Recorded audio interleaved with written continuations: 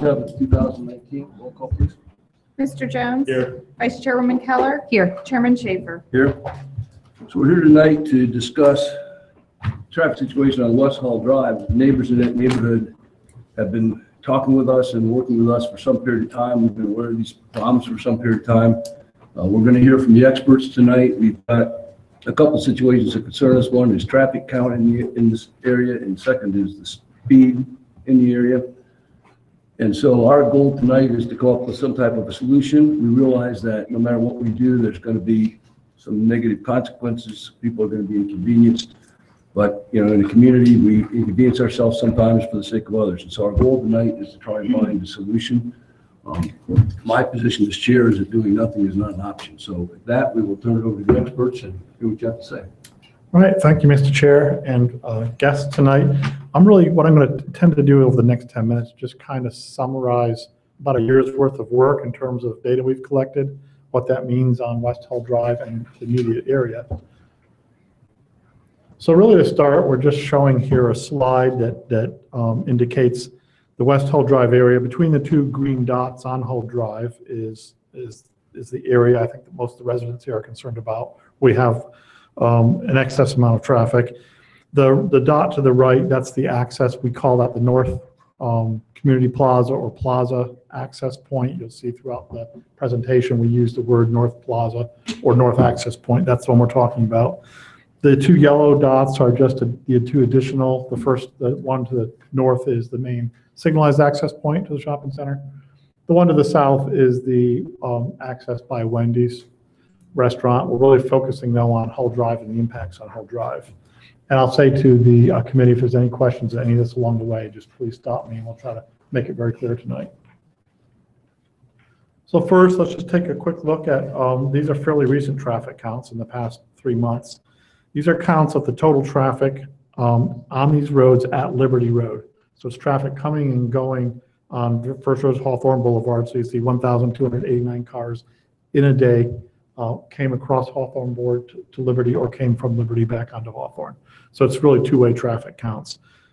So we looked at Beach Drive, West Hall Drive, Somerset, and Bell Avenue because those are the main roads that I think a lot of us are concerned about. If we move traffic from one road, we'll end up on one of these other streets.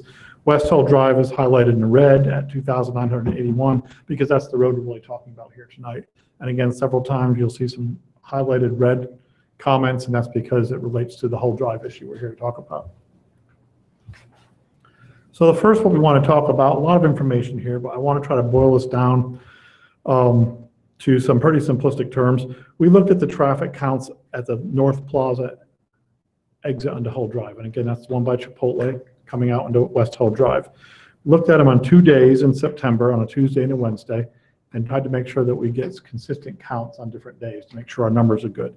So we looked at the very top column, vehicles exiting out. One more thing too, we looked at peak hour in this count from 10:30 a.m. to 1:15 p.m., trying to get the heavy shopping and the lunch crowd. And then from 4 p.m. to 6:45, it's when a lot of folks come home to work or go to the Kroger or to Walmart and shop or to the restaurants. So the numbers are the total traffic count for those combined periods. So the first column you're seeing there is traffic exiting at that north entranceway and turning left to Liberty, 504 vehicles, exiting the plaza and turning right onto 23, 137. So in this particular area, you can see about 79% of traffic comes out of that north plaza entrance and proceeds down Hull Drive to Liberty Road. We also looked at the vehicles entering there, and similarly, we had 483 vehicles that are coming from Liberty Road direction and turning into the shopping center, 548 coming off 23 and turning into the shopping center at that point. So you see just a little bit more traffic coming from 23 than Liberty, but about a 50-50 split. So if you look at the next day, the following day, you see very, very similar numbers, 500 vehicles leaving and turning left, 113 vehicles leaving the center and turning right to 23, and again, 492 coming from Liberty Road area, 549 coming off of 23. So actually the second entering, the accounts were identical in terms of percentage. 47% of the traffic is coming from Liberty Road area. And I will say in terms of the counts, not every one of those vehicles necessarily came from Liberty. It could be someone left their home on Hull Drive and got counted also in this traffic. But it's fairly safe to say the majority of that traffic are people coming through the area. So the next thing we looked at also is what we call 24-hour counts, and we, through our equipment, we're able to count all the traffic at that north access that came and left that north access over a 24-hour period. And again, we performed that on back-to-back days, September 4th and September 5th. So we see on the September 4th, we had 1,808 vehicles that left the shopping center and 2,390 that came into the plaza on that day at that north access point. We looked at 80% of the traffic from the peak hour counts appears to want to travel west on Hull Drive. So that works out to about 1,446 cars out of the 1,800 and so that were counted are probably trips going down West Hull Drive to the west of Liberty. Coming into the shopping center, we looked at the 2,390 we counted. 47% of that we know is coming from the west. So it's 1,123 cars. If you add those together, you get around 2,500 vehicles per day are traveling that between the shopping center, north entranceway, and between Liberty Road along West Hull Drive. Very similar results on the second day. I won't go through all the details of that, but it's both of our counts, again, are showing very similar information. So we have pretty high confidence that the numbers are good. So what it really boils down to in the bottom, you can see about 2,300 to 2,600 vehicles a day are using West Hull Drive between Liberty and that North Shopping Center access for their travel path through there. The difference between those numbers and the 2,900 vehicles we actually counted at the end are traffic that typically that residential community will be developing on its own, plus the dentist office down through there. So that works out to about 75 to 85% of the traffic on Hull Drive between that entranceway and between Liberty is what we would call classified as cut-through traffic. That's a pretty high number, and I will say, I'm probably on the record here, that that's probably the highest amount of cut-through traffic that we see on any street in Delaware. That's a very, very, very high figure. So next, let's just talk a little bit about speed. 85th percentile speed, we've talked about that before, and for the benefit of those who have not heard of that term, 85th percentile speed is just, when we measure speed, we measure the speed of every vehicle in a fixed amount of time. And there's a speed at which 85% of every vehicle we measure is going at or below. That's otherwise known as 85th percentile speed. On Hull Drive, it's 30 miles per hour. That means every vehicle, 85% of all vehicles are going 30 miles per hour or less. That's very typical for virtually any neighborhood in town. 85th percentile speeds of 28 to 31, 32 miles per hour probably covers every major road we have in town. A lot of local streets, certainly a lot of collector streets. So we're not seeing a problem there in terms of there's a speeding issue there that's any different than any other part of town. The enforcement limit, 30 miles per hour, that's just listed here. There were some questions about on the two charts where it says a percent above limit. That's not percent above the posted speed limit. That's a percent above the enforcement limit that our police department would typically enforce. If there's more questions about that, Chief Pijanowski can talk about that, but we use that in these graphics because that's the limit which an officer is probably going to start writing a citation at if you're going 30 miles per hour above. In other words, you're not going to write a citation for someone going 26 miles per hour in a 25 mile per hour road. So that's what the enforcement limit means. Along the bottom, you can just see these charts, and the headings are 26 to 30 miles per hour, 31 to 35. So you can see the number of vehicles that were captured. The top row is the combined. So at 46 to 50 miles per hour, we captured 2 vehicles in this traffic count going that fast. 15 vehicles, 41 to 45, 132, 36 to 40. You start seeing the larger numbers at 31 to 35, but the majority of traffic is going, or 85% of it's going 30 miles per hour or less. Again, very, very typical results we would see on most major roads like an Executive, Bueller, Hawthorne Boulevard. We had a very similar type of numbers like that.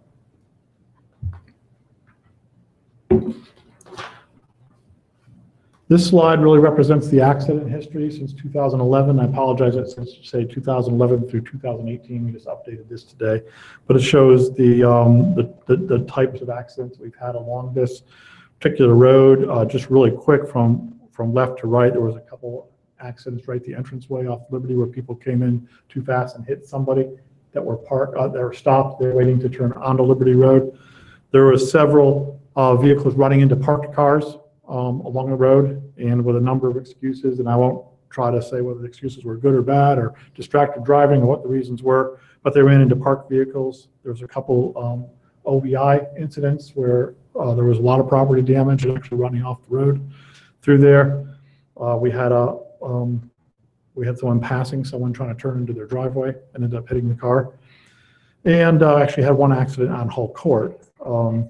So that gives an idea of the type. There's not really injury accidents because it's a lower speed area, but you do see a total. I've got 10, I think 10 listed here, or 11 listed over a period of 8 years. That gives you an idea of how many accidents per year we're having. Not particularly high. I don't want to comment. Bruce, again, can make more comments about accident frequency if that question comes up.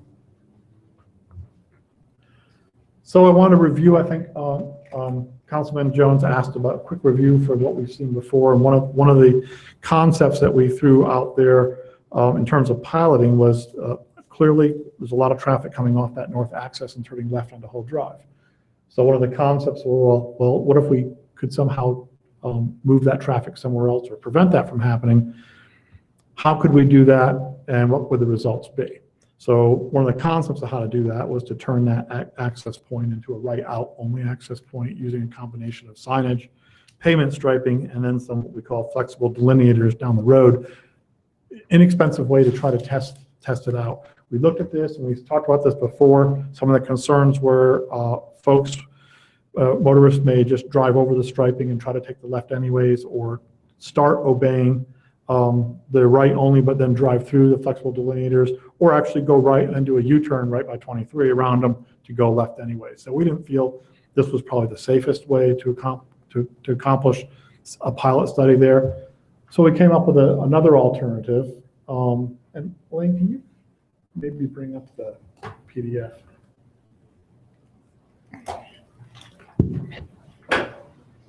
And Paul, Do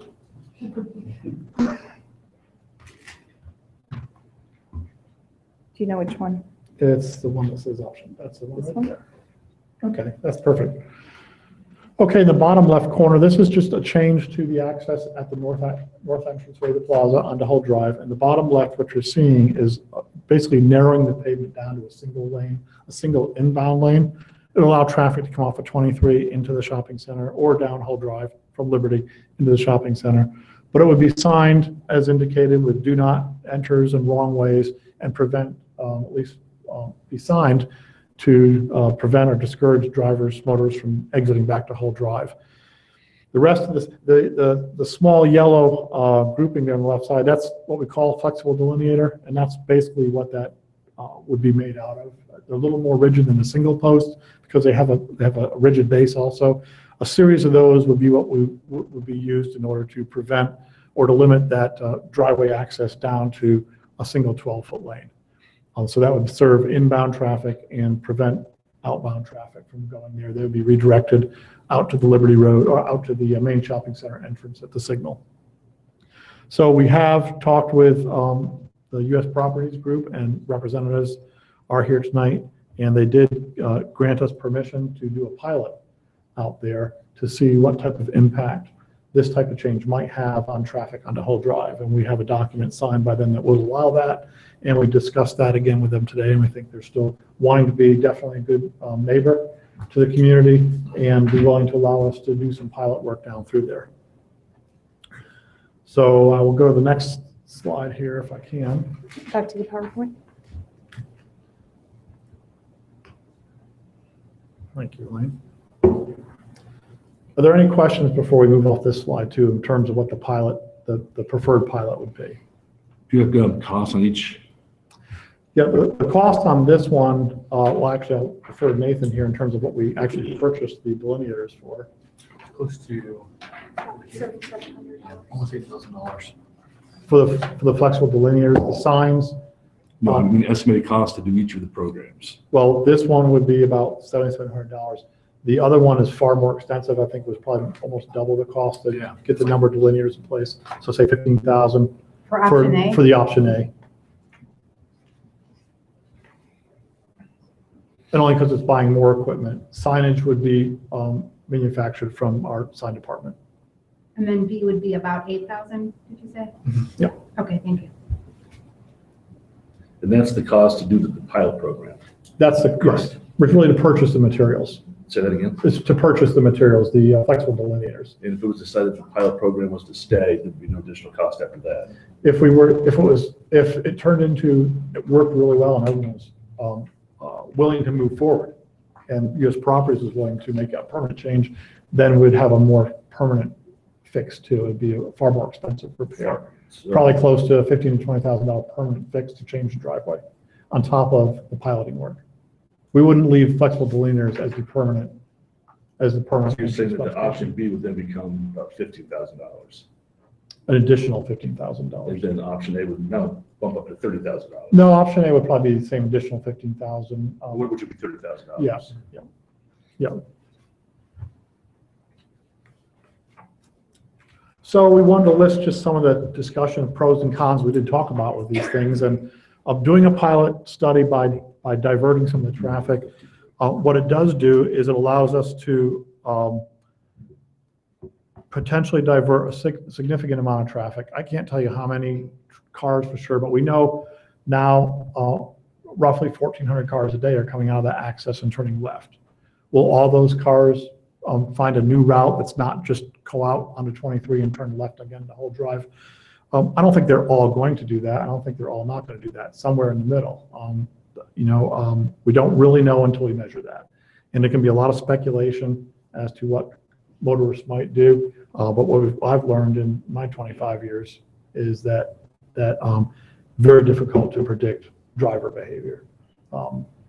People may assume the worst to try to move a decision one way or the other, but the reality is the purpose of piloting something is to find out what real driver behavior is going to do. So it does have the potential for moving a bunch of traffic. Of all the things we've looked at, this has the highest potential for the least amount of cost and change to move traffic off of Hull Drive. So it allows for very accurate counting of the vehicle diversion and allows for us to determine where those trips go to in terms of the other streets that we did count. I'm talking about Hawthorne Beach, Bell Avenue, Somerset. We'll be able to know where those trips go because we've already have successful counts there already. And it's a fairly modest cost. We said $7,500, $8,000. That's to implement the pilot study part of that project. There's some negatives to it also, and that's temporary confusion with the plaza patrons and the visitors there, because even though we can put signs up a month in advance and warn folks, there's still going to be confusion when actually it's closed down and people will be driving around trying to find their way out. The potential for all the drivers that do go out that way have to go out the main signalized access. We've got to watch the signal timing very closely. There could be some delays, some queuing, and some congestion. And Jessica's traffic folks would be out there and monitoring that and make adjustments as necessary so we don't end up backing traffic up into the shopping center unnecessarily. Obviously, we've talked before, could divert traffic to neighboring streets. I think that's been generally understood for some time that traffic will have to go somewhere if it isn't on West Hill Drive. The next one is what's been talked about somewhat. I think we've heard people talk about it here. We've heard it on the Facebook comments that there's an increased risk for those who would go onto 23, then maybe they make that left turn across Hull Drive. And we want to elaborate a little bit on that too, based on some other information. But before we do that, I just want to, and then the permanent installation we talked about would be $15,000, $20,000. That'd be take out all the flexible things, put in permanent concrete, restore grass, change the whole entrance feature to truly be a one-way in only signed proper entranceway. Hey, Bill, real quick, we don't get myself confused. So you've shown two options. Yes, All this information is for option B. that's correct. Do you have the same type of information for option A? It's very similar because we're trying to divert left turn. So option A and B do the same thing. Okay. Only A we thought would be abused easier because Sure. it's just striping and linears across the middle. B is a little more imposing to the driver, so Okay. it would probably force people. It has the same benefits. So which one are you recommending? B? B, because we think it costs less and will end in the same results. Can we go back to B? Yes, we can. I was focusing on A because that's what I thought Okay, you were this is recommending. B. And B, again, at the north entranceway, simply next that entranceway down to a single lane that vehicles can come in on, but they won't be able to exit. Okay. So you have to do that. Okay, I see the difference there. Yep. And I can even go back to option A. There's gonna be. Option A allowed the right out, no left turns. But the problem with option A is that we feel a lot of people just ignore the pavement striping and the signage, easily be able to ignore it and go left anyways. So option B imposes a little more restriction that you actually have to drive the wrong way in a one-way area against do not enter signs and against wrong way signs. And then to narrow that down to one lane, what is that half arc there? What, is that curbing? That would be the flexible in the very bottom So left. that's the delineators. Yeah, the delineators Okay. with curbing on it. Okay, gotcha. They're built So in. there's units. curbing. Yeah. Okay. So we were talking about some of the cons to the area, and one of the comments we see is I'll just go out on 23 at the signal and turn left anyways, and that's going to be a very risky move. We actually looked at some additional traffic data today regarding the accident histories and what's causing accidents on 23. And I'm going to really defer to Jessica to talk a bit about those findings there, because I found them pretty interesting. Yeah. Since we ran the history, and it's from 2011 to 2018, so it takes everything up to 12/31 of last year. There have been 29 accidents at the intersection since 2011, all of which these are all intersection-related accidents. So these are not including rear-end collisions caused from congestion on 23. So this is all Hall Drive accidents, and it's all of people either turning left or right off Hall Drive or trying to cut across the road to the opposite side of Hall Drive. So there are no accidents related to northbound or southbound left movements.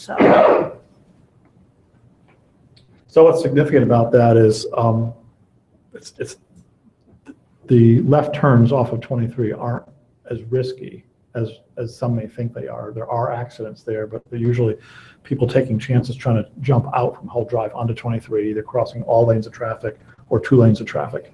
And we've seen them. We've responded to some of the accidents. We've been down there, and that's typically the case where people try to focus on too much traffic and end up getting in an accident.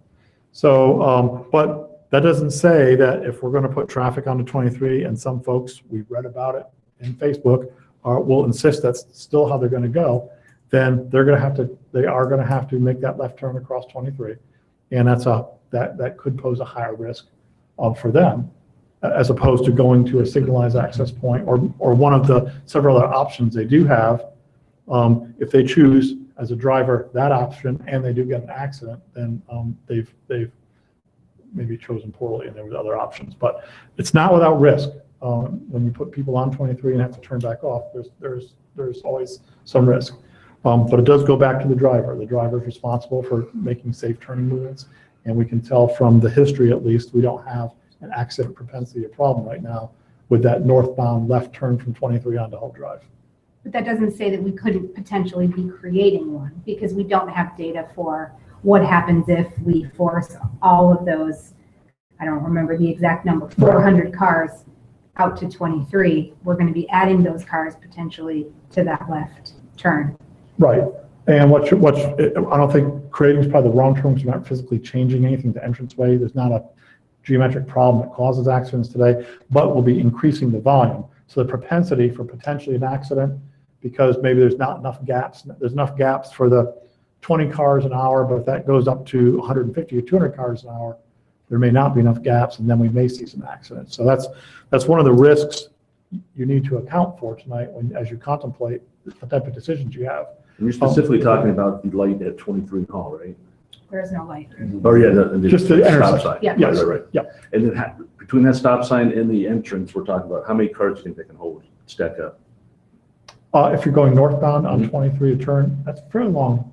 Yeah, it's fairly long, and it's it's based on decel speed versus the storage, so people have enough time to slow down and I get don't in know that what that turn means, how lane. many cars can get backed up? I'd say at least 10, maybe 15 Yeah. cars. It's pretty Yeah. long. It's a very long turn lane. Going northbound, southbound, very different, but Yeah. we're not talking about southbound to East Hull. So the northbound is a pretty lengthy turn lane.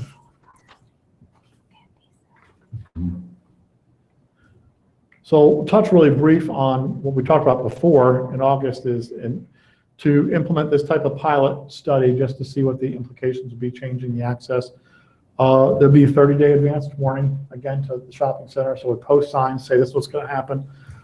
This time we'd add additional information talking about the purpose of it. It's temporary in nature. There's a beginning and there's an end date to it.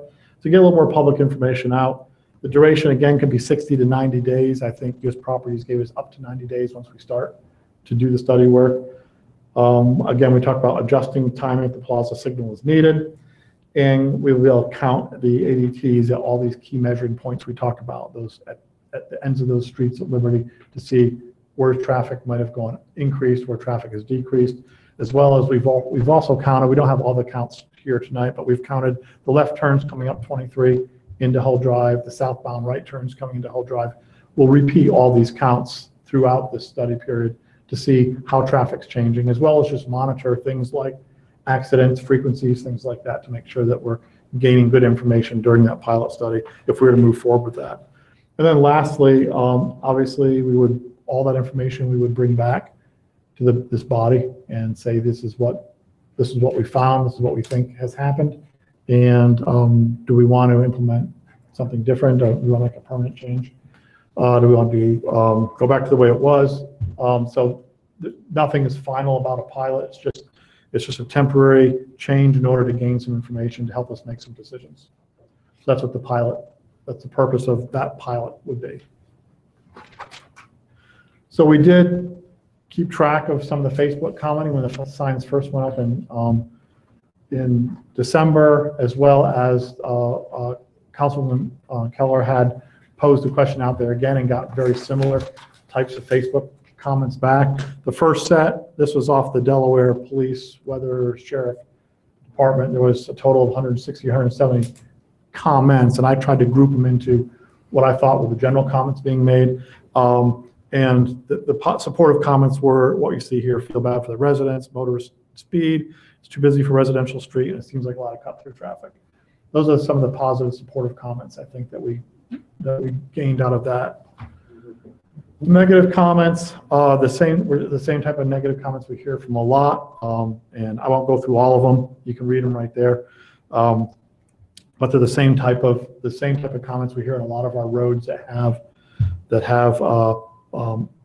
either a perceived speeding issue or cut through issue, and you know, Facebook can be a cruel environment out there, and people tend to speak their mind and without any regard to how someone else may have to take that. So, but these are the nuggets of what we took out of there, right down to the very last one. It's an issue because a council member lives there, and I just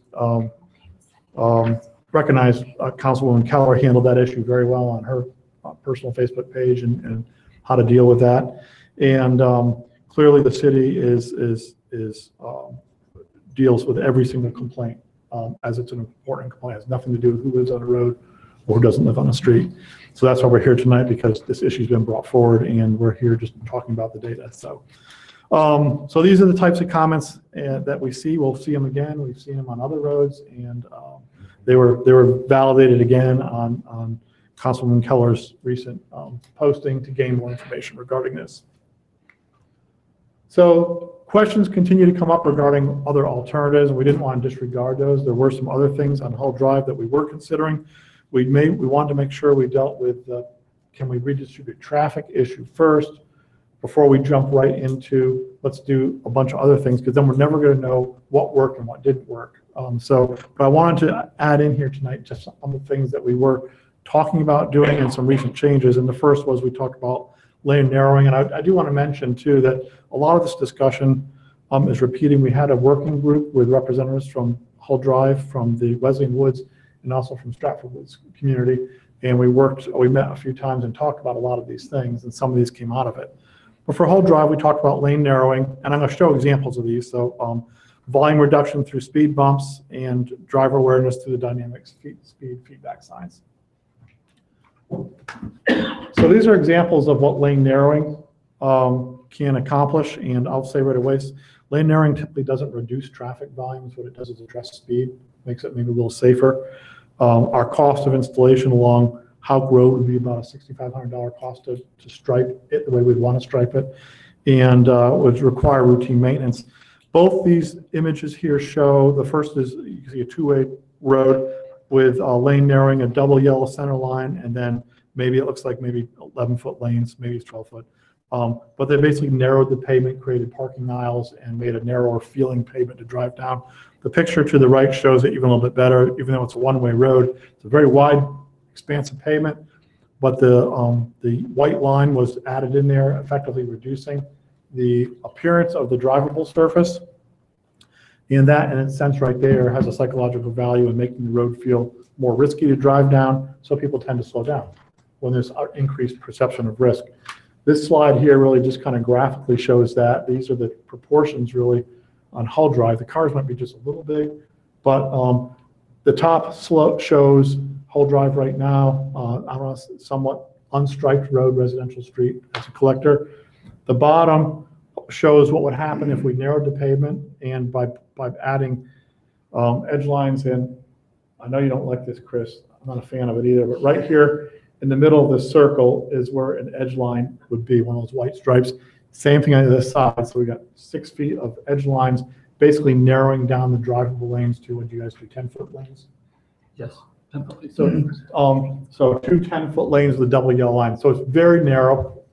And you see the cars get pushed together. That just increases a heightened sense of risk. And so drivers tend to slow down a bit. And so that's one of the benefits of using pavement striping for narrowing, because it does impact speeds a little bit. Bill, you're saying speed isn't really a major issue. Speed isn't an issue, but I think if you ask the residents of Hull Drive, if you have, an extra 1,000 cars a day going through the neighborhood at 30 miles per hour versus maybe they're going 27 miles per hour, even incrementally, maybe that would help. So we didn't want to rule that out as a potential calming tool that could be used, but it won't reduce. I don't believe it will reduce the volume of traffic. So the next is temporary speed bumps. I want to talk about that a little bit. For the most part, the policy pretty well have had a position against speed bumps because of largely potential damage to fire apparatus, and Chief Donahue's here to talk a bit about that, and also just delay in response time. So I want to let the Chief talk a little bit about why there may be some, I'll say, wiggle room to pilot a new innovation here in speed bumps. And Chief, I'll let you. Thank you. Good evening. Happy New Year. As everybody knows, the fire department, from an emergency services standpoint, has been pretty adamant against speed bumps.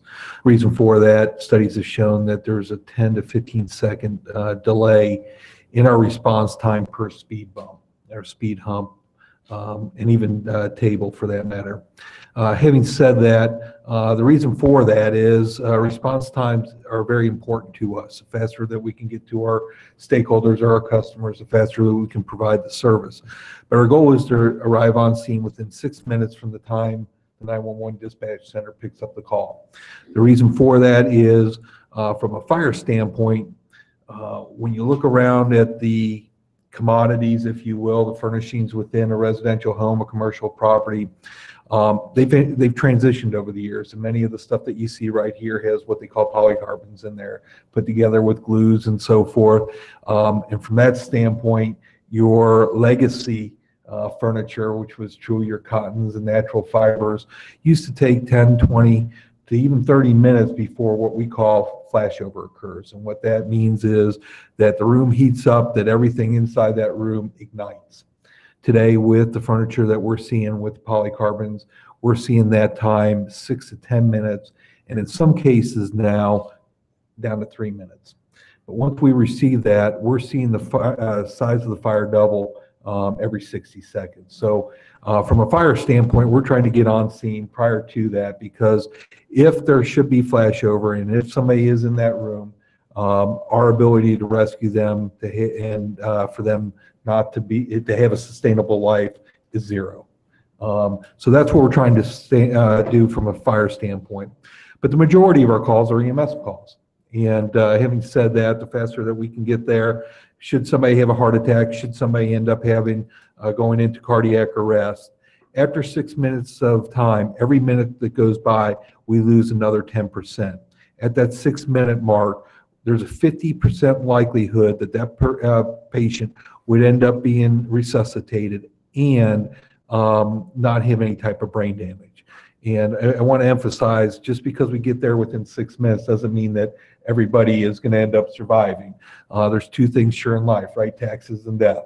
But should somebody end up going into cardiac arrest and be able to save, if we can get there within that 6 minutes, and I think we've seen that time and time again, our success here in the city, we've been able to revive them and as well have very little, if any, brain damage. Now, the other thing that I've learned over time is never to say never and never to say always. And as I've been very adamant about speed humps, speed bumps, and also tables, one of the things that is intriguing about this is our ability to potentially not have interference as a result of that, those speed humps, speed bumps, and tables. What this would essentially do is provide for our tire tracks, which are a little bit wider than a normal car, to be able to go through those speed humps without interfering or being interfered with those speed humps. Obviously, a staff car, police car, and so forth would still get have some type of interference. But as I indicated to Director and Engineer Farino, I'm very willing to look at this and see the impact that this has. This could be a viable option for us to look at. I don't want to fully commit, but at the same time, I don't want to say no without studying this further. So are all the wheelbases the same on all the response vehicles? Yes. Or within a Close enough. close. What station is ours? Who responds to West Hill Drive? Station 301 is actually your closest station. That is the station located on Liberty Road. It's the fastest station to your location. Actually, your location in that district is right on our 6-minute response time. Liberty Road. Liberty Street, right there at Ohio Wesleyan, yes. All right, what's the response time? It's right at the 6 minutes. So again, here's just another graphic, actually to scale on West Hill Drive, that shows how the large apparatus can straddle the center line of the road.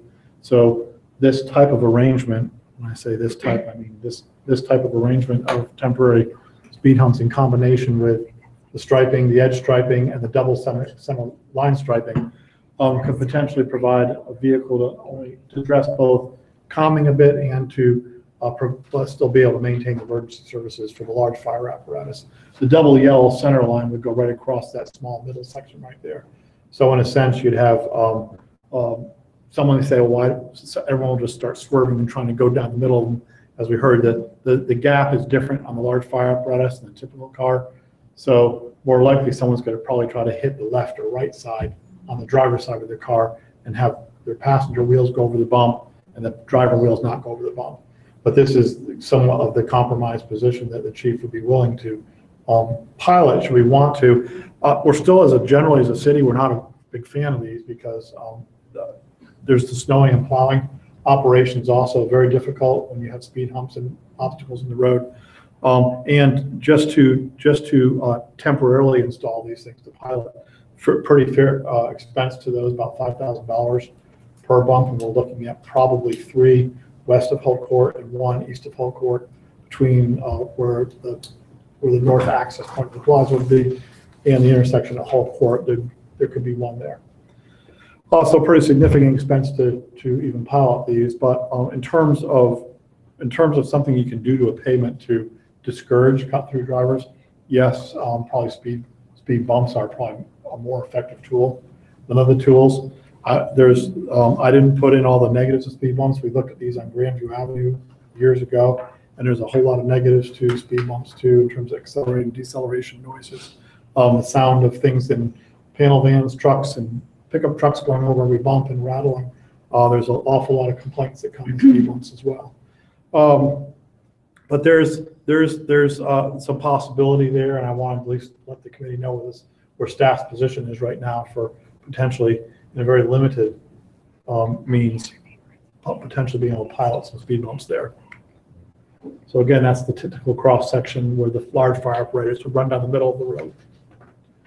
And last is the speed feedback signs. We actually did pilot this unit in the community, and we saw a minor reduction in vehicle speeds, about 1 to 2 miles per hour. That's, I think, the greatest we saw was maybe 3 miles per hour of all the roads we looked at. But with these in place, you can get a minor reduction in your speeds again. In terms of high speed, we don't see a high speeding problem. The two cars going between 45 and 50 miles per hour are still going to probably go 45, 50 miles per hour, even with these types of things, because they're somewhat arrogant to the laws. And so, but these do have the ability to, in general, reduce your overall speeds by a couple miles per hour, and for a fairly moderate cost of $7,500 a pair. And what we did also learn too is that, and I put that in the bottom, the neighborhood does feel a heightened sense of enforcement by seeing these in place, because there's something out there flashing in the motorist's eyes that, hey, you're above the posted speed limit. Now, we would also adjust these types of applications, as other communities have, that there's a maximum speed that would show on that. I'm not sure, Jessica, was it 35 or? Yeah, 10 to 15 miles over. Yeah, over your posted speed. So people can't use them as a game to see how high they can make it go. It stops showing the speed at a certain rate. And you've seen from the results, people do go fast. So we don't want to turn it into a game for reckless drivers.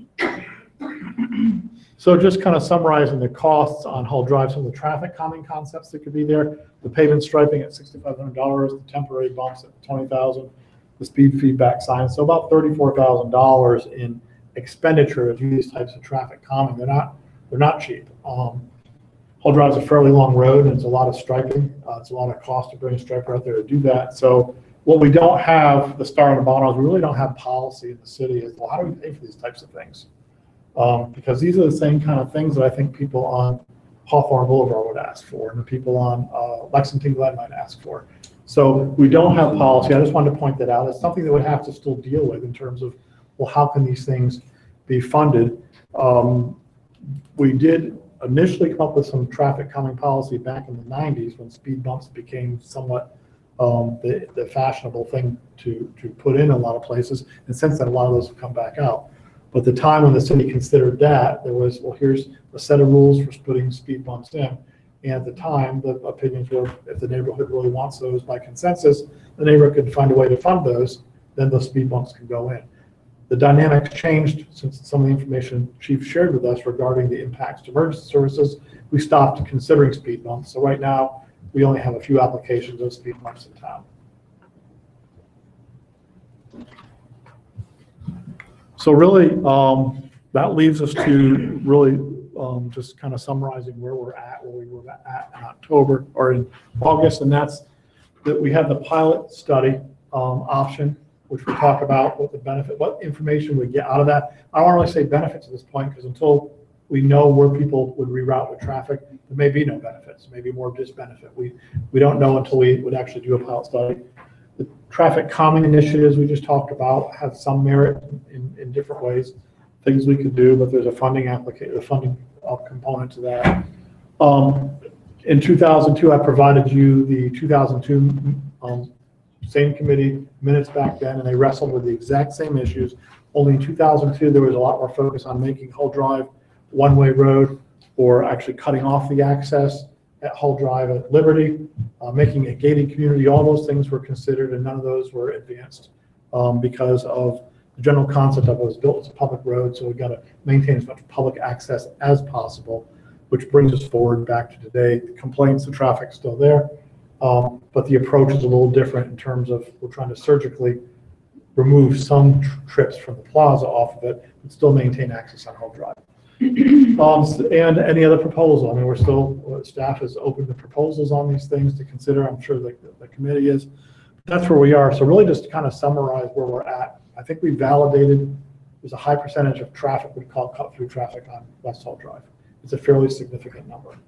The amount of traffic on Hull Drive in general is not that much higher than traffic on other major collector roads in town. The difference on Hull Drive is 75 to 85% of it, depending upon time of day, is cut-through traffic. Traffic not coming or leaving those residents right there. That's the first thing we validated. Second is there is a pilot, there is the ability to try to make some adjustments, divert tracks. we've laid out how we would do that. And there's some potential to use traffic calming techniques in there that are somewhat proven in different applications. Sometimes they work, sometimes they don't work. But there's some things you could do into the neighborhood. And we're at that point too where we're open to more discussion, to answer any questions, and at the will of the committee, if they want to take some more public feedback. Again, I'll say that the U.S. property groups did a good conversation with them today and their engineers, and I believe they're still supportive, but I don't want to put words in their mouths in case you want to hear from them, because to do the pilot study that changes, temporarily modifies, it depends on the cooperation of U.S. Properties Group being a willing partner in that. Thanks, Bill. It's a lot of information, a lot of data. So I appreciate all that. Good job. Work. Before we open up to the public, Mr. Jones, you have any? Just two quick ones. I was contacted by some residents who asked me to get this information. The when, do you know? I doubt you know off the top of your head, but what year that road was built? 1994, the first phase went in. I think 1997. And So so the it was road was built connected prior to to the the- house being built, Oh, obviously. well- Or it wasn't built at the same time. Interesting. The first phase was built, and some homes were built on, I think we have one resident here that was on the first phase. It was built to just past Hull Court. Is that correct? Yeah. Yep. And then the second phase connected just past Hull Court all the way to Liberty Road. But it was a planned subdivision to go through It to. was designed as a Designed to go- cut through. Okay. If I may add something. We're going to open up public comment in just a minute. Sorry. One of the things that I noticed in the 2002 parking and safety recommendation, also to follow up with what Mr. Jones was saying, is that it was originally designed as a straight shot, and they added the little bend and the stop sign because they knew that it was going to be a cut-through street, so they tried to do some traffic calming measures in there so that it wouldn't be that straight shot, like we see on Cobblestone, for example. The design with the little bend in it was actually in the planning process before anything was approved. The stop sign was added after the road was opened as an attempt to slow traffic, actually stops traffic, or some of the traffic, maybe not all the traffic. But that was added after it was open to residents. Okay. And was that before or after the shopping center was there? After. Okay. Yeah, shopping center was actually there before any of Hull Drive was open Okay. or constructed. Shopping center was first. That's all I had. Lisa, any other comments? No. Okay, what we'll do at this point is we'll open it up to the public for comments. Just a couple of things. If you could, keep your comments brief, come up and make your point, because I think a lot of people want to discuss it tonight. If what you are going to say has already been said, if you can just reinforce that. We don't need to hear the same thing over and over again. We tend to get a lot of similar comments, but we do want to make sure that everybody is heard. So we will need everyone when they come forward to give us your name and address for the record, please. So, yes, sir. I'm Randall Hinder. Sir, we need to come up here because we need to get this. We're recording and we need to make sure we have everybody's information. Thank you. Good evening, everybody. My name is Randall Hinder. My wife and I are one of the original buyers into the neighborhood, Phase 1. And for the council's information, if you would have gone into Rockford's offices when they were selling the homes and the lots and looked at their plot, there was no access to Liberty. They had a plot that showed a cul-de-sac at the top end of the road. So some of the comments were made that, oh, we would know what we're going to get into. We didn't. We thought it was going to be a nice, calm, peaceful neighborhood that nobody was going to really want to come into. So we bought on that premise. And when they opened it up at the top end, we were somewhat surprised what was going on. And we have I don't know how many have been around since Godsoul. Dave Godsoul and I used to come here when we asked for stop signs and stuff to slow things down, and that did slow a little bit down, but we are concerned not so much about the convenience of others, but the safety of the people that live in our neighborhood. Trying to get out of a driveway by the stop sign is really tough, and we live at the stop sign. And I know other people have issues getting in and out of their driveway. Thank you. That's the first I've heard of the cul-de-sac. I do have a question to ask you, Chief. Yes. Since the opening of Hall to Liberty, how many times have you had a need for your vehicles to transit from Liberty to 23 or vice versa? To be able to calculate that, that's not something that we record. I can provide and look up. I don't have that on my I'd have to follow up with you with the amount of calls that we actually have on Hall. I could also provide you with our response times to that, Okay, if you like. okay, thank you. You're welcome. Sir, can I get your address, please? 181 West Hall. Thank you. You're welcome. Next.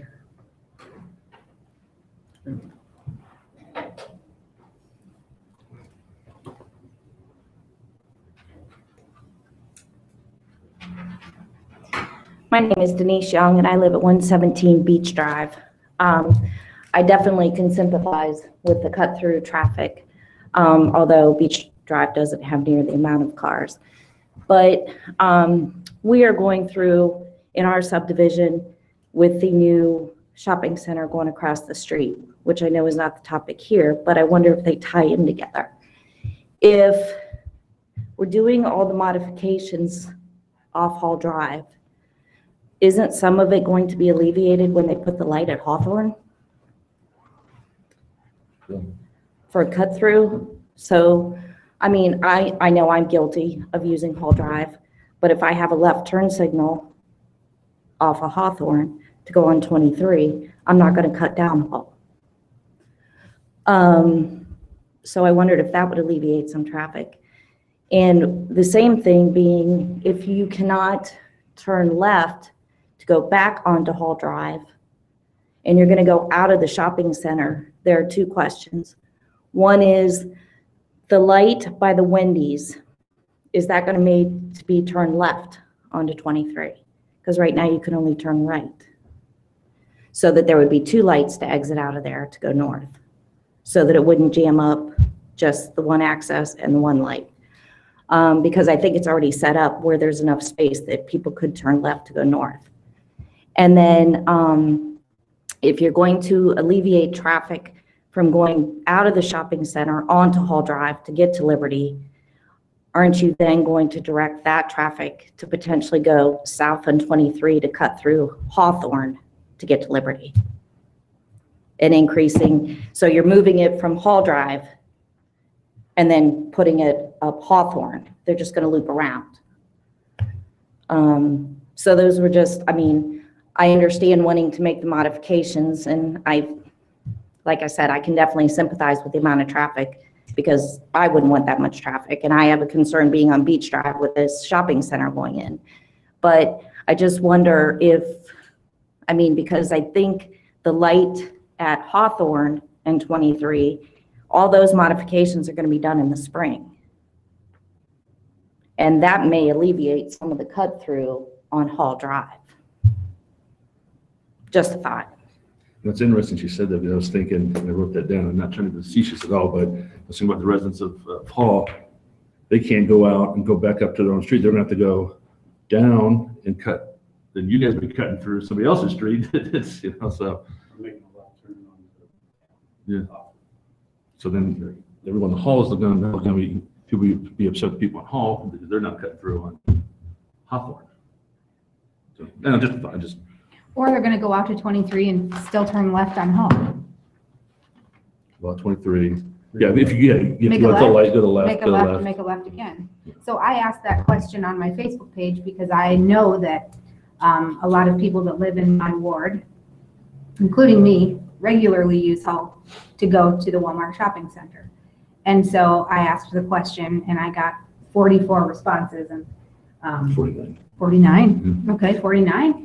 And most of the people who live near me said, I'm gonna go down Hall anyway. I'm just gonna do what I need to do to get back because that's the fastest way for me to go. Which means that we're not accomplishing anything except for spending money. But that's the reason for the study, pilot program. Right, Yeah, I like get Bill that. said, you know, we don't know what people are gonna do until we try this. I mean, people may say, I'm gonna do whatever I wanna do. I'd like to think that we care enough for each other that that's not the case, but if that is the case, I think over time, for instance, if you go northbound on 23, it's just as easy to go to take the 42 loop there by 42 and come into town that way, cut across. So I mean, we don't know until we try it what people are actually going to do. So Dane Jenkins, 321 West Hall. So I think it's gonna inconvenience us as well. So we all live on West Hall. We're all we go to that shopping center a lot too. So, I mean, I think most of us probably can come out of the shopping center, turn north on 23, turn left on West Hall. So it's getting inconvenienced to us probably more so than other people, except maybe the people that live like just right behind West Hall. So that's all I have to say. My concern is that if we cost people an extra 4 minutes, having to go out to 23 and potentially wait in a light and then wait to have to turn left, are they going to go faster down Hall because they're annoyed that they just had to, we just delayed them even longer? That concerns me too. Hold the home quicker, is what you're saying? Yeah, I mean, because we know that a lot of speed is perception of speed. We've talked about that when we add stop signs, that now someone has just lost that amount of time in their head, and so they have a tendency, drivers do this without even realizing that they're doing it, to speed up, to make up for that time that they weren't even conscious that they just lost, but they're trying to speed up to make up for that time. And that's why we found that adding stop signs, or even adding speed bumps, don't necessarily lower that speed, it just increases it because people are trying to make up for that time.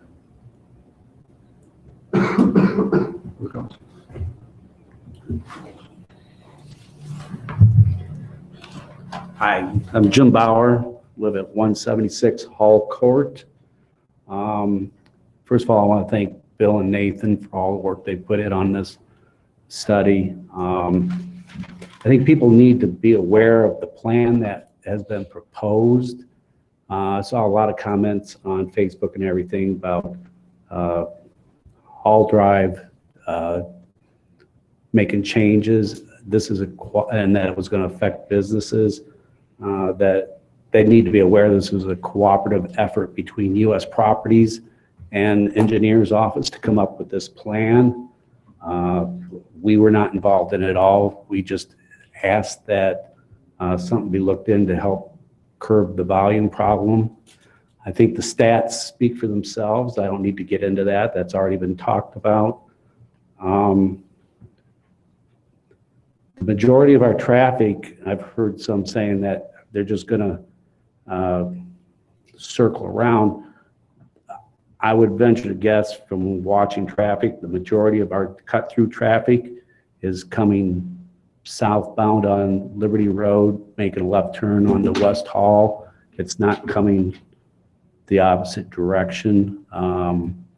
So it would be my hope that by making a change in access, that if it costs people 2 to 3 minutes, that they will then realize that maybe they should take the alternative route that is better suited to handle higher traffic, which would be Sandusky Street or Bell.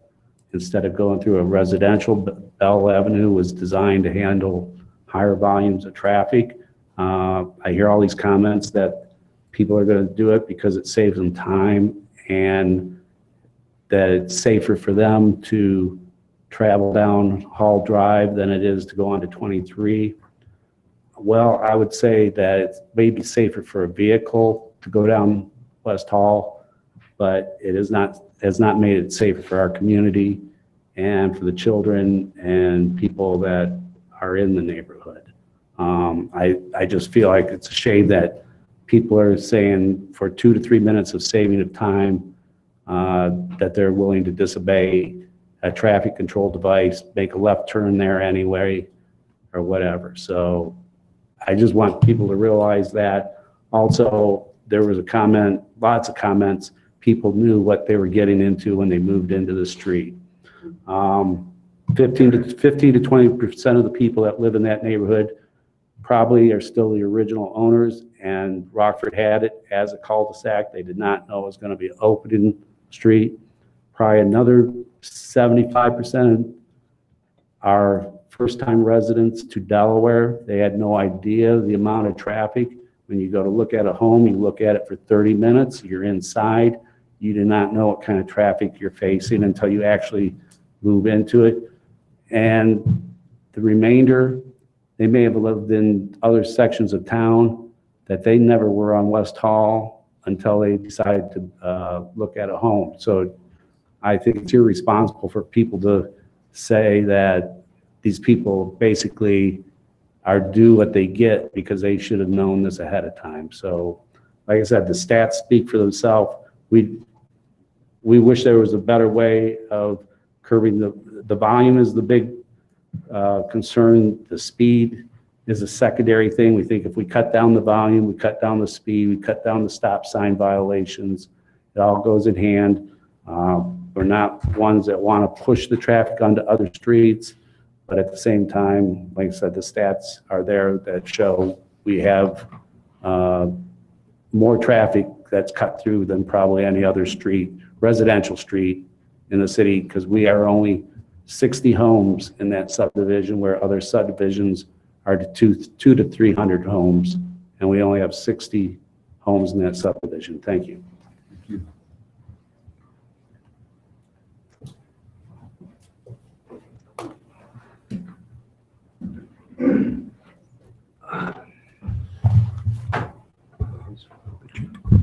Hi, Dave Haig, 180 Hull Court. First, like to thank Bill and Nathan and the engineering department. They've just done a great job for the last year and a half, as we've spoken with them at parking and safety meetings, as well as smaller subgroup meetings on ideas for traffic calming measures for our unique street, as they have put it. And we have found out of 520 residential or collector streets in the city of Delaware, our street is so unique that Nathan had to go outside the city of Delaware to the city of Dublin and Terra Hill Drive to find a street, a residential street that had the unique properties that we have, or traffic issues. And that is the extreme volume of cut-through traffic, as Bill pointed out tonight, 75 to 85%, as proven going in and out of Delaware Community Plaza, as well as a residential street that abuts commercial property.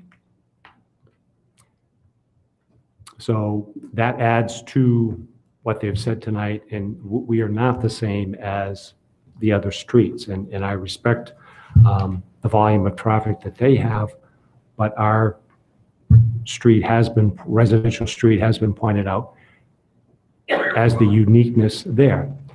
And Bill said earlier as well that it's very hard to predict driver behavior. You can put on Facebook what people, when you get a few responses back, but until it's proven with an engineering study and data, hard data comes back after 60 days or 90 days, then we won't know. And hence the reason meeting back in August and meeting again tonight to potentially implement a pilot program. And also that they have the agreement already in place with US Properties. I would also add or suggest that if you put this pilot project in and vote on it tonight, maybe starting it March 1st, running it for a few months, whether it's 60 days or 90 days, then weather is not an issue. And also there's plenty of time to get the word out through all of your social media, through all the stores that are at Delaware Community Plaza, as well as the signage, and putting starting and ending dates right on the signage so that people would know that we knew from the meeting in August that if it went forward, it would be a pilot project and run for 2 or 3 months, but somebody else didn't know, just like they thought that a city council member lives in our street, which they don't. But that's good old Facebook. So again, I thank the engineering department for the time because this is a special meeting just for our street tonight to address the traffic calming measures and ideas to move forward. One other quick question, Chief. I just wanted to clarify. It was my understanding that we are not an emergency access road, West Hall Drive. I was told by somebody in the city a year ago. I just wanted to see if that was correct. I'm not sure what was being referred to as an emergency road. Emergency access, as far as emergency vehicles coming through. Our primary routes, obviously, we're going to be coming from the north and south. Sure, sure. So with that, we'll be utilizing Liberty Road or US 23. However, certainly an auto accident, and depending where it may be, how our vehicles are situated, certainly we would utilize Hull just like any other street, Hawthorne, Somerset, to get over to Liberty Road to head over to Grady Hospital. So I never want to say, as I said, never and always pertaining to that. But obviously in that area, if you look at the direction that we'll be traveling, we'll be either coming in from the north or south on 23 or Liberty Road. Okay, thank you. You're welcome. And if I may, Mr. Hinderer asked, just ran the numbers for 2018 for the amount of responses on Hull. We had 9 responses on Hull. 8 of those were used what we used to determine our response time. 1 was kicked out. These are typically kicked out for non-emergency responses, such as a false alarm that we've already gotten notified or a lift assist. So of those 8, under 6 minutes, and that's what we're striving, 6 minutes or under, was 38% of the time. Ironically, 6 minutes itself, in other words, 6 minutes to 6 minutes, 59 seconds, was another 38%, and 7 minutes was the remainder at 24. So you can see we're right on that cuspid of our response times. So I hope that answers your question. You're welcome. Other comments?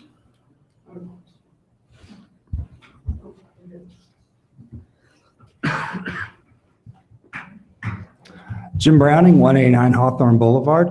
And one thing, I appreciate all the work by the residents of the street. They put a lot of time and effort into this. Anytime residents actually want to put their own blood and sweat into a project, I'm always willing to hear, willing to listen a little bit more and help them out. I'm in support of the pilot study and see what it finds. Thank you.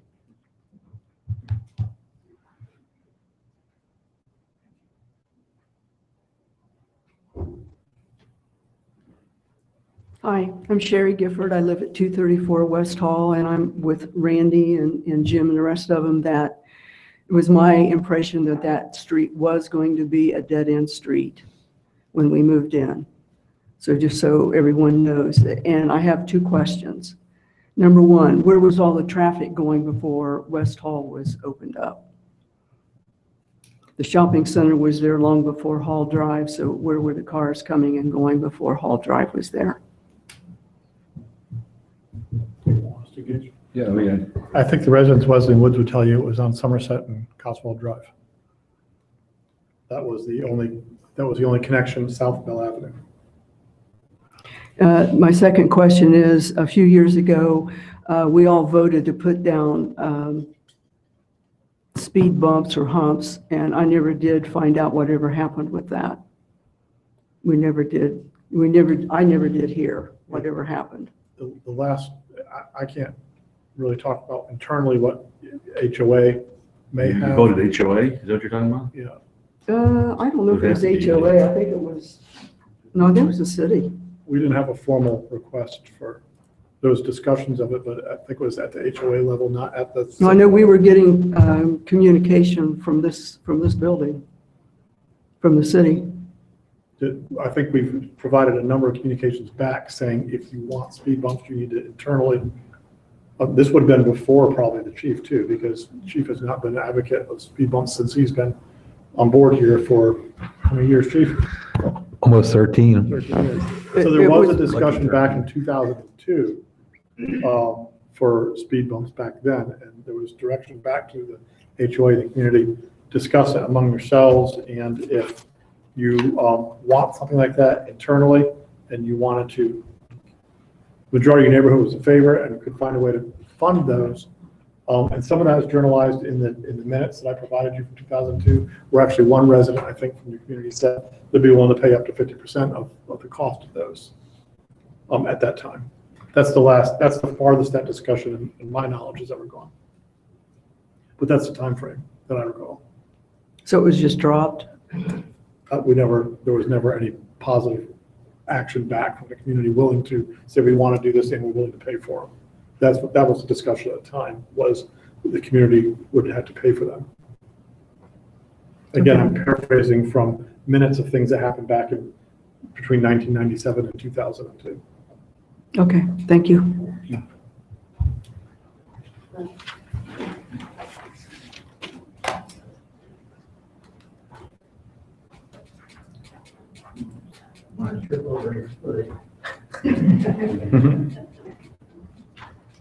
And I'm Barb Holman from 237 West Hole Drive. And I moved in there in 1995, and there was only one lot beyond me, and then the road was barricaded off with guardrail, so people could not even get through. But they figured out once they took some of the trees down, before the road was built, before the base was laid for that road, people started driving through there, dodging the trees to get to Liberty Road. So you can see this has been a problem even before they built the road. People were going through there. And one thing that has me concerned, and I'm not concerned that I'm a senior citizen, but I am a senior citizen, and backing out of my driveway right now is quite tricky at times. And what's it going to be like when they build that shopping center and our traffic doubles or triples through there? That's all I had to say, but thank you.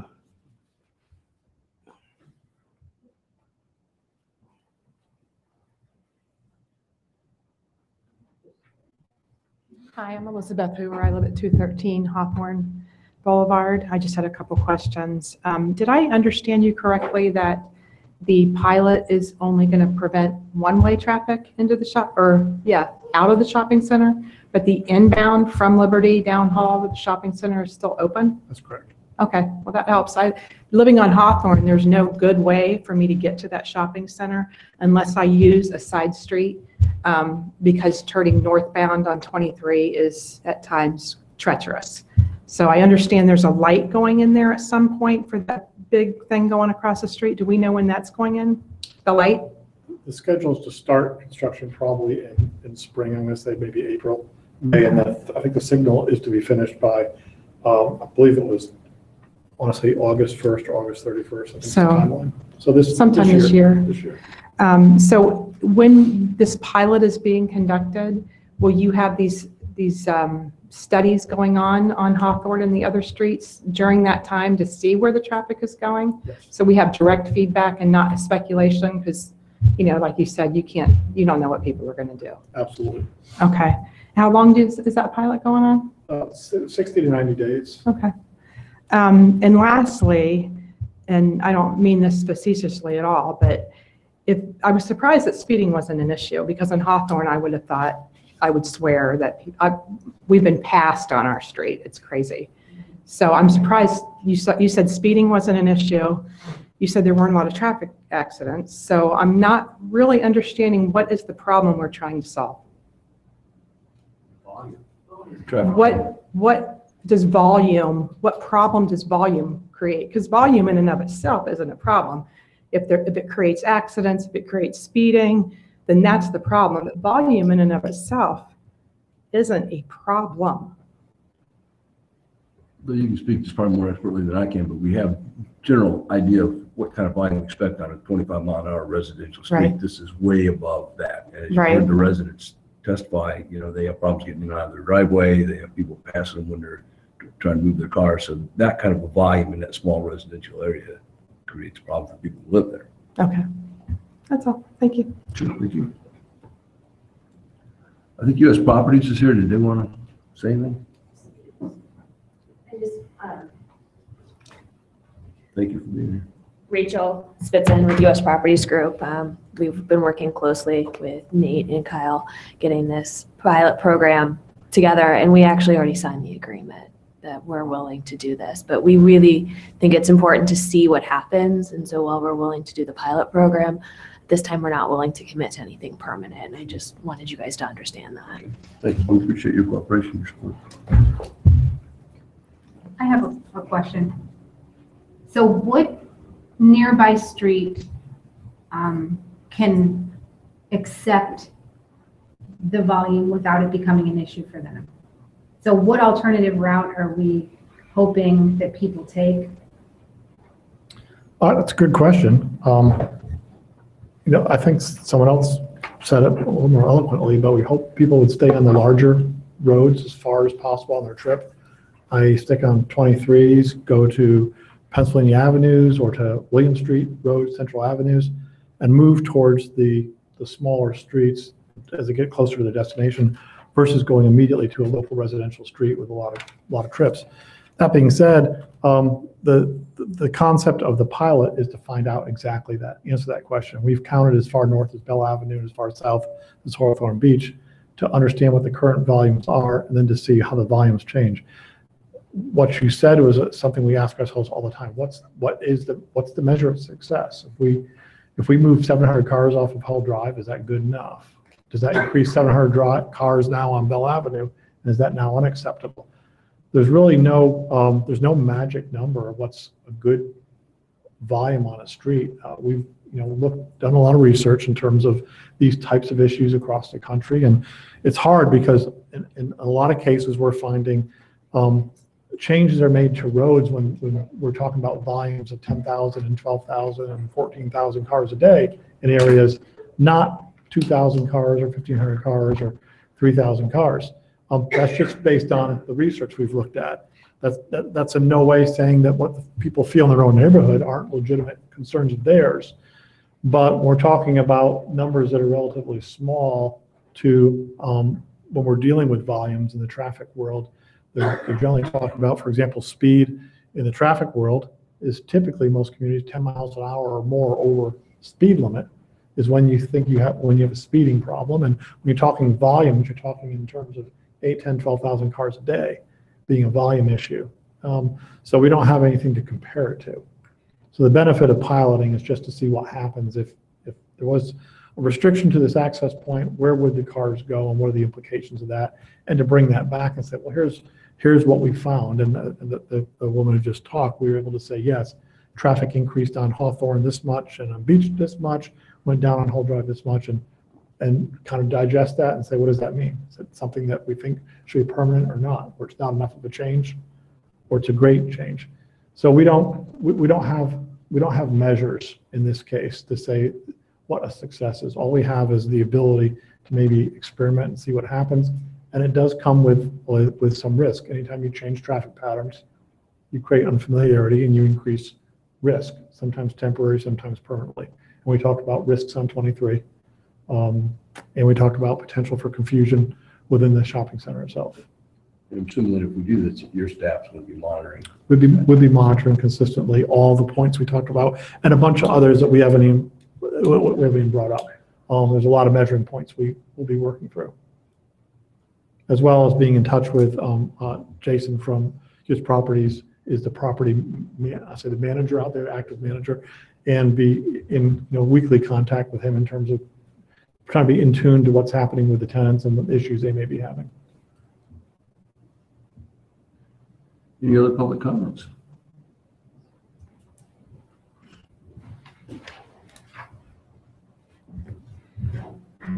Hello, Bethany Davis, 297 West Hall. Has anyone addressed why the pilot had the signs up and we were going to do it and then it got pulled? Yeah. Is it Facebook?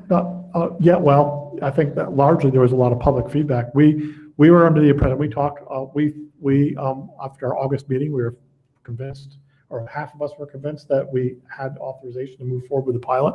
And, but there were more questions, and at least Councilwoman Keller said, I had more questions. I wasn't there at that point yet. So, so we were somewhat divided. And so we had a schedule that we put out there, and we put the preliminary signs out there. And when we realized we had some more questions and some public concern on Facebook, we pulled everything down and scheduled this additional meeting to get more information. So that's why what happened. What use does Delaware currently use video surveillance? We do not, it's use specific. It would be extremely specific. So we do not do general surveillance by video.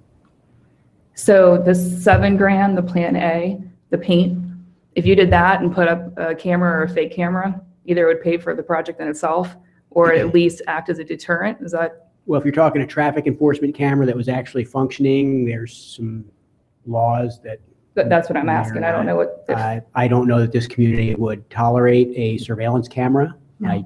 I am fairly certain of that. So I'm very cognizant of that. We would just watch it with an officer. I think lastly, an underlining theme I'm hearing tonight is Facebook comments came out negative. They came out saying, well, we're going to do it anyway, or they're not going to tolerate a camera. I feel like what I continuously hear is, here you have people who are saying they're not going to abide by the law, and then we're going to make concessions for that over what this neighborhood needs. I think you're misunderstanding. It had nothing to do with any Facebook comments. We received an email as members of the committee saying that the pilot program was moving forward. My comment back was, I don't recall making a decision. Typically, when we make decisions as a body, we take a vote. And so we kind of went back and listened to the tape, and no one was right or wrong. It was, I thought we were moving forward with the discussion. Mr. Farino thought we had made a decision and we were going to move forward with the pilot. So it was kind of like an internal oops. I don't think we formalized this the way that we needed to, and that wasn't fair to anyone. Are you voting tonight? Well, we have to make that decision still. Okay. But so in the unfairness that situation created of, well, did we make a decision or didn't we? We both went back and listened to it. We were hearing different things as part of the discussion. We're like, what we need to do is get everybody back together and take a vote so that we know for sure what the path forward was. So it wasn't, it wasn't Facebook messages or anyone commenting. It was just, I remember that happening differently. And that sometimes can happen when we have an advisory board. So we want to make sure that we're making a firm recommendation forward here. Is there a time set in which you have to make a decision? No, I don't think so. Okay, thank you. Ma'am, I need to get your name. Bethany Davis, 297. I got the address, I just didn't get your name. I'm sorry. Any other public comments? Mr. Jones? For comments? Nothing. What's your? In my opinion, I understand where these folks are coming from, and, and I appreciate, I somewhat support it, somewhat don't. I'm kind of on the fence, but I think this issue, and I've been on this committee for 8 years, and this is the first time I would say that I think this issue needs to go to a council level, because this has opened up a whole big bag of worms. Because if we pass, if we recommend this and it goes forward, and then ask Kyle Rohr in the fourth ward if he's not gonna get phone calls about, talking about not be able to get out of your driveway, try to get out of your driveway on Hefner or whatever it is on a school day. They're gonna say, well, how are we gonna turn this into a one-way, or this and that, or Lexington, Glen, or Merritt? Well, can we divert traffic that keeps cutting down to do? It's opened up a whole bag of worms. So I think everybody on council should have an input on this, because this could potentially get to the point where staff's going to be spending a lot of time doing a lot of studies, and we're going to be doing a lot of money with a lot of pilot programs. If that's going to be the case, and I think it's bigger than the three of us tonight. I agree. In my opinion. So your recommendation is we take this to the council level? Take it to the council level. Even if we, all three of us said yes today, it would Still- still need to still go go to to council anyhow, council. right. So we So I might as guess- well just, Do we want to make a recommendation to council, or do we just want to? I personally think this whole presentation needs to be done at a council level. As typically would just be as part of the motion summary, where recommending or the recommendation of the Parking Safety Committee. But I think this has. I'm with you. I think it's bigger as a representative of the first ward, and we have our own issues over there with traffic. And I think it's just going to be a big can of worms, which I'm not opposed to. I think it needs to be discussed at a bigger level. yeah, I could see the request to shut down Cobblestone. and Absolutely. how- Because Cobblestone, the people from the first ward, everybody I talked to get to Plaza, it goes down Houck, it goes across Cobblestone, it goes down Curtis Street, it goes London Road, Liberty Road to Hall. That's how everybody gets there who doesn't want to take the highway from Lantern Chase and from Lexington Glen and all those things. That's the exact route. So then people in Cobblestone are going to say, well, all that traffic's we're getting the same traffic, you know. I mean, not the same. Not the same, you know but what I mean. that's the tough thing, I think, is when you meddle in one area, are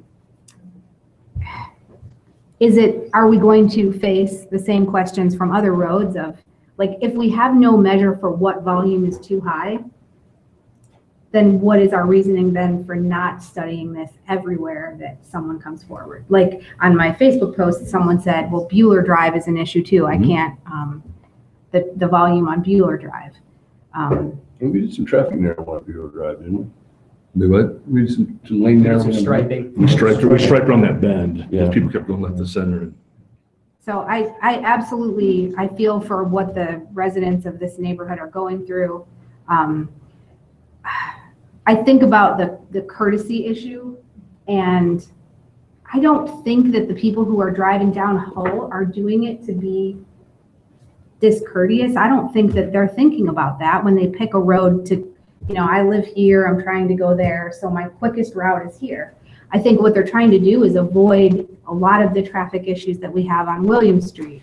And I think that people are always going to take the path of least resistance. We know this. So what's the next path of least resistance? And no one's going to think the people who live on this road don't want me driving down the road. They're just going to think, what's the fastest way that I can get home? Because that's what everyone is doing. So I think what we're going to do is shift it someplace else.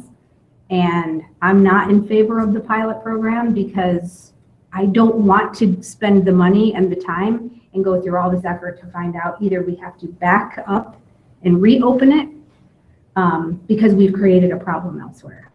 So, but I'm in favor of passing it along for the full council vote because 1 out of 3 votes, I think, is not enough to decide this issue because it has bigger implications to the city.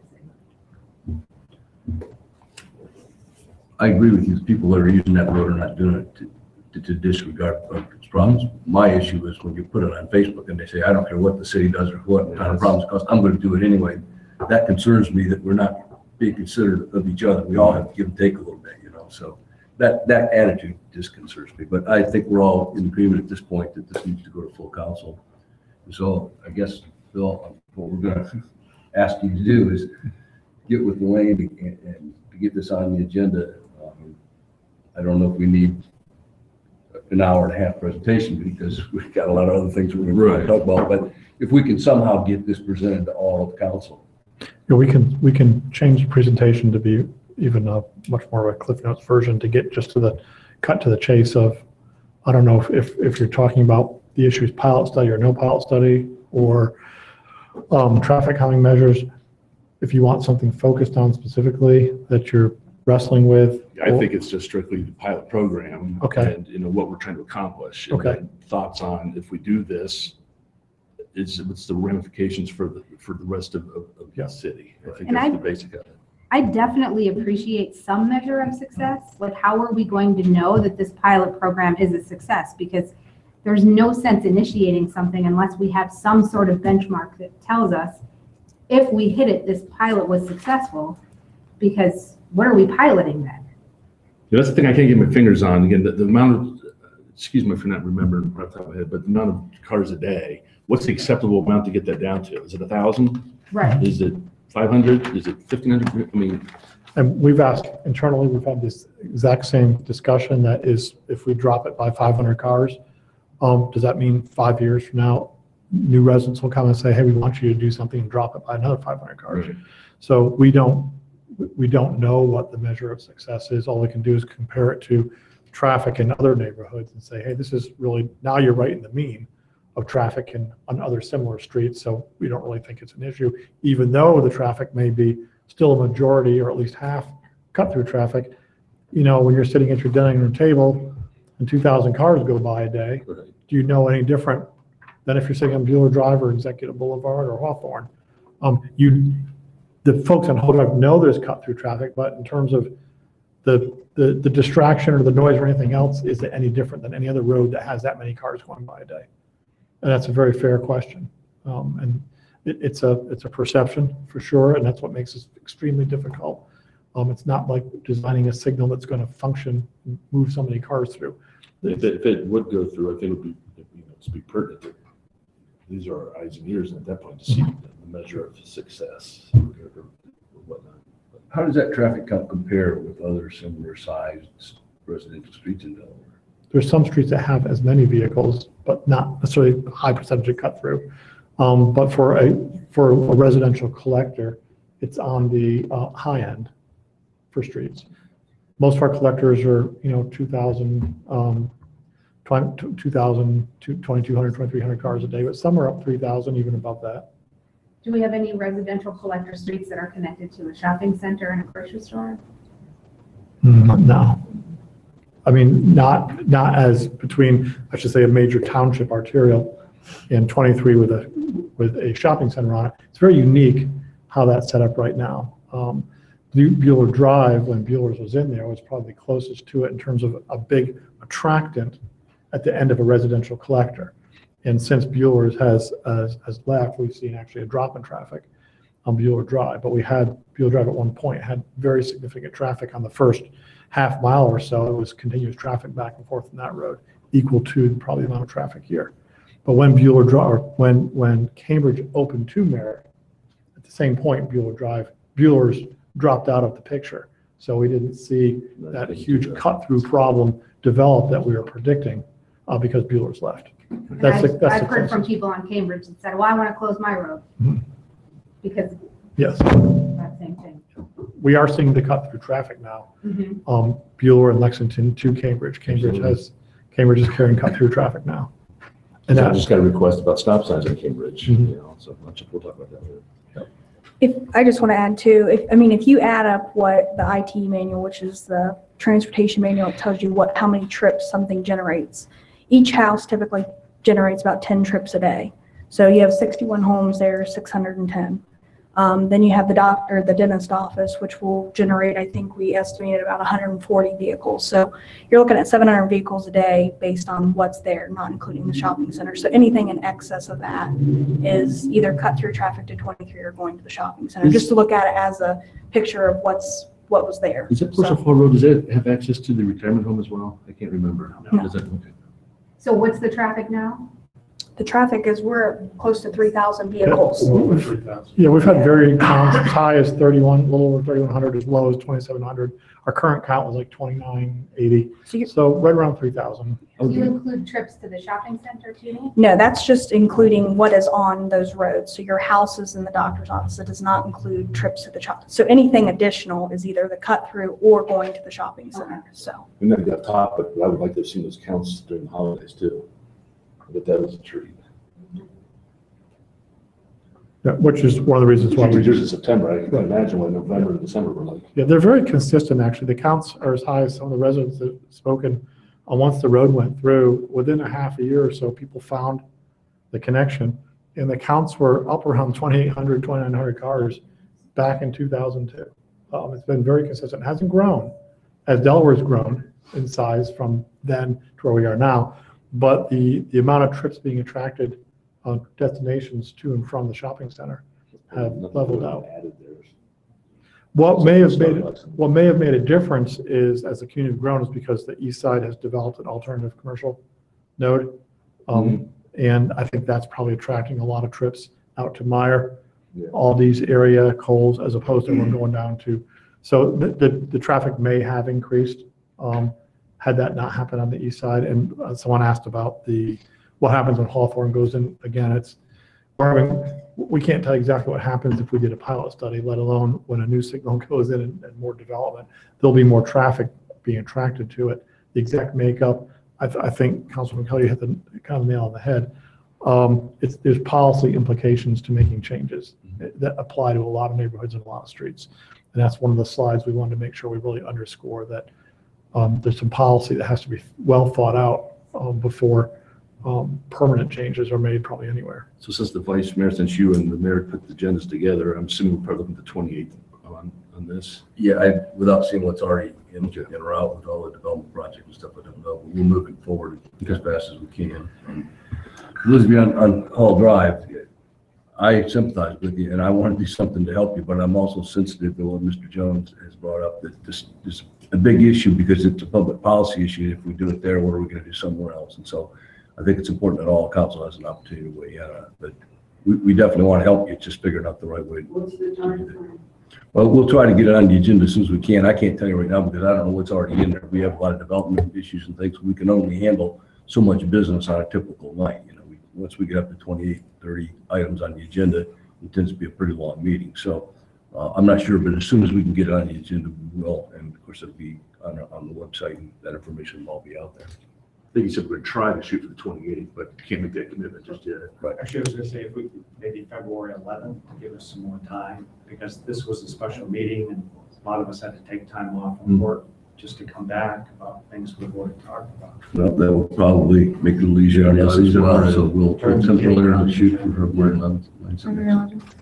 Ma'am, if you want to make a comment, can I ask you to come forward and give us your name? Can you come forward, please, and give us your name and address?